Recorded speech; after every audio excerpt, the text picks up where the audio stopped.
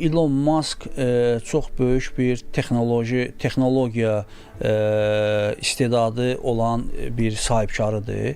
Texnologiya deməli sərvətidir. Yəni ki, entuziazmla dolu olan bir insandır, novatordur. Texnologiya novatorıdır.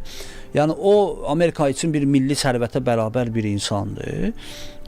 Onun fikirləri öz əksini o şirkətlərdə SpaceX olsun, Tesla olsun, yəni ki, bu Elon Musk'ın fikirləri də hamısı. Yəni o həm bir mühəndisdir, həm bir sahibkardır. Onların münasibətlərindəki bu qarşıdurma Donald Trump'ın son zamanlar vergilərlə bağlı olan qanun layihəsi ilə bağlıdır ki, Elon Musk qeyd edir ki, bu Amerika büdcəsində defisitin artması ilə nəticələnəcək və o Qətərdəki forumda iştirakında mən onun çıxışını əvvəldən axıra qədər dinlədim, mən onun narazılığını hiss etdim, mən bir başa düşdüm ki, o qısa müddətdən sonra Donald Trump'dan ayrılacaq, o elə tez-tez deyirdi ki, mən diktator deyiləm ki, bunu belə edim, elə edim, yəni o sətr altı sözlər atırdı Donald Trump'a.